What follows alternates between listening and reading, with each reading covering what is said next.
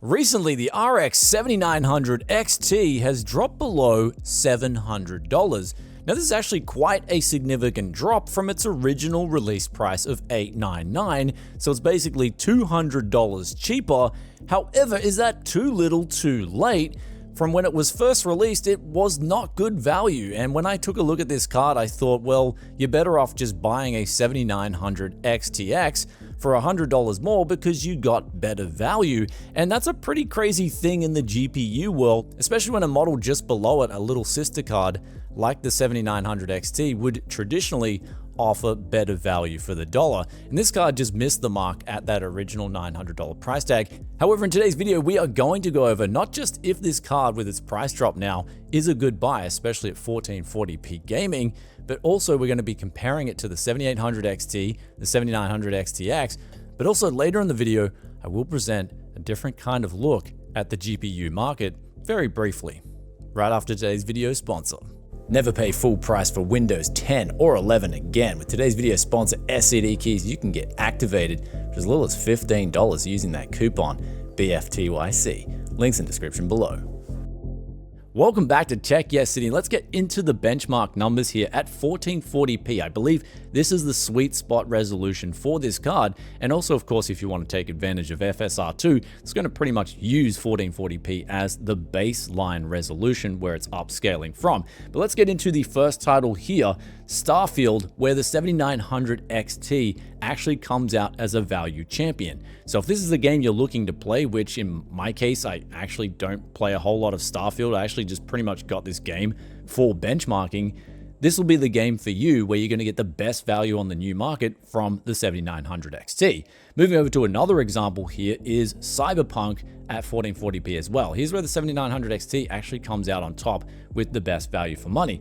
But if we move over now to 4 different games here that we tested, here's where things start to turn, especially 2 of these games which are very popular multiplayer titles like Fortnite, for instance. The 7800 XT does a better job here, and also the RTX 4070 Super from Nvidia does start to climb up the ranks. So if you're looking for the Nvidia option, the 4070 Super is going to be your best choice, and actually with not just the previous charts, but also the upcoming charts as well, where we're looking at Apex Legends, it's going to be a similar story. RX 7800 XT, then if you're on the Nvidia side, you're looking at the 4070 Super.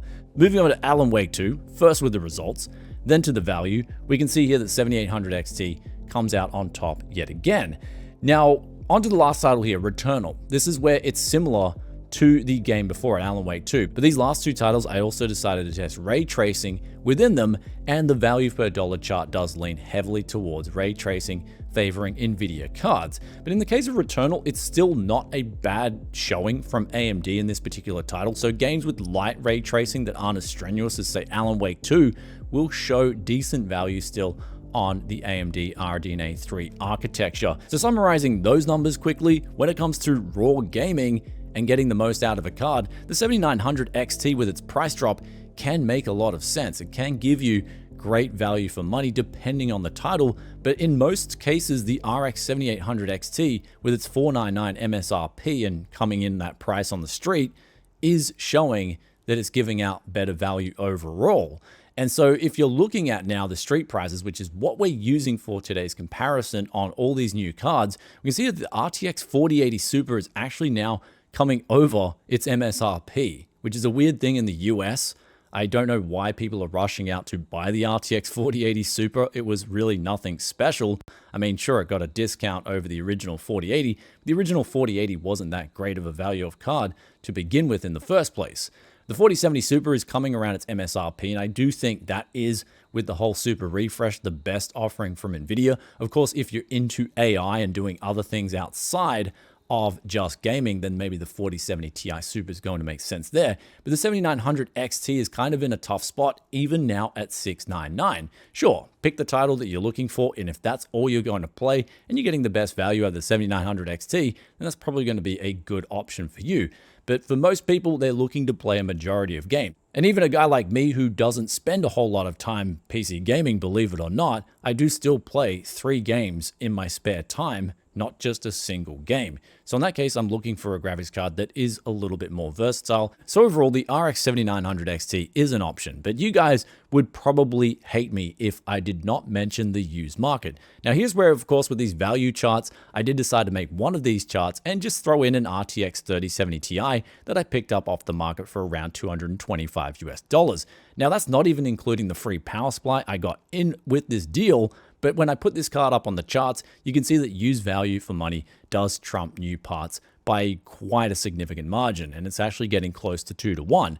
And that's what I expect out of the used market. That's what I'm usually looking for when it comes to getting a bargain. So if you're looking for the best possible price performance, I would definitely consider looking at the used market if you don't mind getting something that someone else has used in the past. The last thing to talk about in terms of numbers is the power consumption on this card in particular, the 7900 XTX Phantom Gaming from ASRock. This is their beautiful white edition, which we'll talk about the temperatures a little bit later too. But what we can see here is that the card is okay, but it's not great. The RTX 4000 series is a more efficient architecture. However, you can undervolt this card in particular quite well and get a massive power drop, and this is, in my opinion, recommended to undervolt these newer cards because they're always getting pushed to the brink out of the box nowadays. And so my personal recommendation would be to undervolt the card if you can. Now, that being said, the performance out of the box out of this 7900 XT in terms of temperatures and noise is extremely good. I think ASRock are making strides in terms of their GPU design, and this is showing on this Phantom Gaming Edition definitely with very good temperatures, and I even tested this in quite a hot ambient environment. And of course, if you wish to undervolt it, you're going to get a very cool running RDNA 3 card in your computer.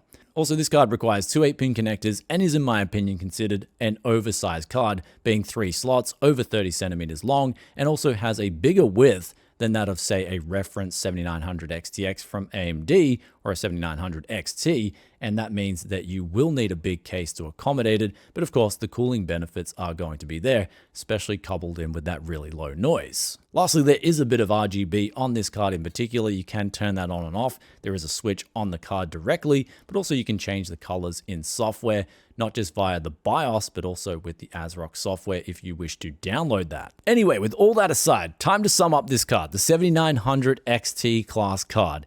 It's come down in price, and I do like that. But I do feel like this card needs to come down even more in price. And you're probably thinking, Brian, it's a bit of a far stretch to see a $900 card come down any more than $700. But the thing is here, we're looking at pure value. And right now, I think the market is going to demand more value than ever, especially on items like this, which, let's face it, is a discretionary item for your leisure.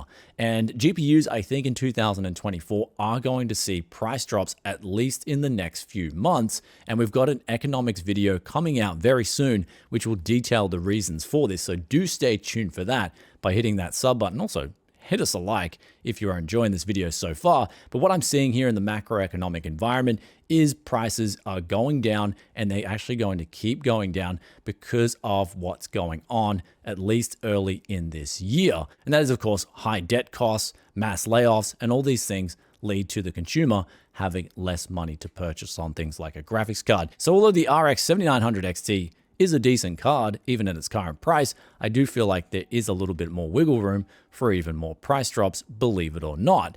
And also, though, one thing about this card that is pretty good is the 20 gigabytes of VRAM. It is a lot. I don't think you'll need this much, though. I think the RX 7800 XT with its 16 gigabytes of VRAM at $499 is actually better value, not just in a lot of these charts that we showed here today, but also in terms of VRAM for your dollar. I think 16 gigabytes of VRAM is extremely relevant for that type of card. So in closing out this video, if you're looking for the 7900 XT and it's the card you want, then it's not going to be a terrible buy, but I would personally look at the RX 7800 XT for the best value from RDNA 3 at this current point in time. But even then, you can get some really good models from ASRock. This 7900 XT Phantom Gaming here is a really good design. I do give kudos to ASRock. They're continually improving their GPU designs, and it definitely shows in the Phantom Gaming. Anyhow, guys, with that aside, do let us know your thoughts and opinions in the comment section below, and I look forward to seeing you in another tech video very soon. And with that aside, I'll see you in the next one. Peace out for now. Bye. You fucked my mind, I can